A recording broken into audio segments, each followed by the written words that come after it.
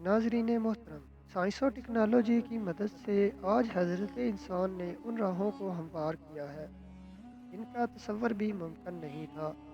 अब इंसान मरेगा नहीं, और मर भी गया तो उसको दोबारा से ज़िंदा कर लिया जाएगा। ऐसा कैसे हो पाएगा? किस तरह इस अनहोनी को मुमकिन बनाया जाएगा? और बहुत जल्द या बदेर ये मुमकिन हो पाएगा या नहीं? इस बात से कौन इनकार कर सकता है कि जो इस दुनिया में आया है उसने मरना ज़रूर है।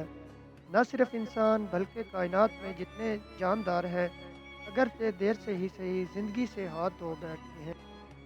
लिहाजा मौत को धोखा देना मुमकिन ही नहीं। इंसान की तमाम तर तरक्की यहाँ आकर जवाब दे जाती है कि किसी मरे हुए इंसान को ज़िंदा कैसे करें, या फिर किसी इंसान को इस काबिल बना सकें कि वो कभी ना मरे। लेकिन नाजरीन, हम आपको बताएंगे एक अजीब बात जिसे सुनकर आप भी हैरान रह जाएंगे। वो बात यह है कि अमेरिका की एक कंपनी ने इस पर काम करना शुरू कर दिया है। आपने हॉलीवुड की साइंस फिक्शन मूवीज़ देखी होंगी, तो इसमें देखा होगा कि खला में जाने वाले इंसानों को क्रायोस्लीप में डाल दिया जाता है। इस प्रोसेस में इंसानी जिस्म को पूरी तरह जमा दिया जाता है, और फिर हज़ारों साल बाद इस इंसानी जिस्म को नॉर्मल कर दिया जाता है। जब वो इंसान फिर से हज़ारों साल बाद ज़िंदा होता है, तो उसकी उम्र उतनी ही होती है जितनी जमने से पहले थी। मतलब अगर आज मेरी उम्र 20 साल है और मुझ पर क्रायो स्लीप किया जाता है, और जब मुझे हज़ारों साल बाद फिर से जगाया जाता है, तो मेरी उम्र उस वक्त भी 20 साल होगी। इस सारे प्रोसेस को क्रायोनिक्स कहते हैं, और आज हम जानने वाले हैं उसी के बारे में। इससे अगर कोई मरना नहीं चाहता तो लगभग $3 लाख खर्च करके दोबारा से ज़िंदा हो सकता है। अगर आप क्रायो स्लीप को और अच्छे से जानना चाहते हैं, तो मैं आपको एक मूवी रिकमेंड करूँगा जिसका नाम है दी पैसेंजर, जो कि 2016 में रिलीज़ हुई, जो आपको उर्दू या हिंदी ज़ुबान में भी मिल जाएगी। हमारी ये वीडियो देखने के बाद आप इस मूवी को लाजमी देखें, जिससे आप इस टॉपिक को और अच्छे से समझ सकें। क्रायोनिक्स के पीछे माहिरीन क्या कहते हैं? इस तकनीक को आज हकीकत में लाने की कोशिश की जा रही है। माहिरीन ने कुछ लाशों को नेचुरल तरीके से कम दर्जा हरारत पर स्टोर किया हुआ है। इनके मुताबिक ऐसी टेक्नोलॉजी एक दिन ज़रूर आएगी जो मुर्दा इंसानों को दोबारा से ज़िंदा करेगी। कुछ डेड बॉडीज़ ऐसी भी हैं जिसमें इंसान की मौत उन बीमारियों से हुई जिनका आज इलाज मौजूद नहीं। माहिरीन का कहना है इनको बाद में उस वक्त ज़िंदा किया जाएगा जब वो इन बीमारियों का इलाज ढूंढ लेंगे।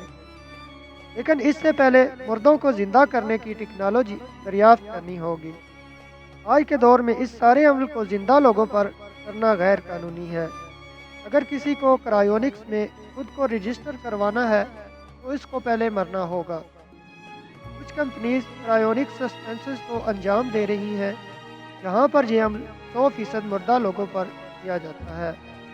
इंसान के मरने के बाद उसके सारे अज़ा ख़त्म हो जाते हैं, जिनमें दिमाग की मेमोरी भी होती है। तो फिर इससे इंसान को दोबारा ज़िंदा करने का क्या फ़ायदा?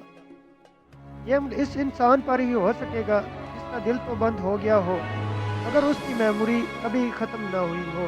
लीगल डेड बॉडीज़ में हार्ट फंक्शन रुक जाए, अगर मेमोरी बच जाए, तो फिर क्रायोनिक्स के माहिरीन लाश को क्रायो स्लीप में डालकर लाश को ऑक्सीजन और खून सप्लाई करते हैं, और फिर ब्लड की जिस्म में सर्कुलेशन के लिए इंजेक्शन लगाए जाते हैं। ये इंजेक्शन खून को रगों में जमने से रोकते हैं और दिमाग में खून को जारी रखते हैं, जिससे मुस्तकबिल में इंसान को ज़िंदा किया जाएगा तो वो अपनी पुरानी याददाश्त के साथ उठेगा। क्रायोनिक्स में इंसान के जिस्म को -130 सेल्सियस पर जमा दिया जाता है। फिर जिस्म को नाइट्रोजन से भरे लिक्विड वाले टैंक में रखा जाता है, जिससे जिस्म का दर्जा हरारत -195 डिग्री हो जाता है। इस सारे अमल में सिर्फ जिस्म को बचाने के लिए $2 लाख लग जाते हैं, और दिमाग को जिंदा रखने के लिए $60,000 और लग जाते हैं। अगर आप क्रायोनिक्स करवाना चाहते हैं, तो आपको ये पैसे क्रायोनिक्स कंपनी को पहले अदा करना होंगे। अगर आपकी मौत होती है, तो वो क्रायोनिक्स कंपनी आपकी लाश को ले जाएगी।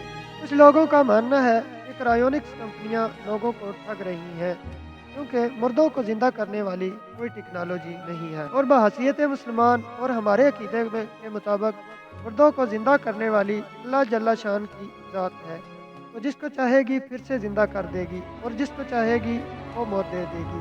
دراصل کرائیونکس یہودیوں کا ایک دجالی فتنہ ہے۔ یاد رہے کہ سسپینڈڈ ایمینیشن کی حالت کا استعمال آج کل میڈیکل سائنس میں عام ہے۔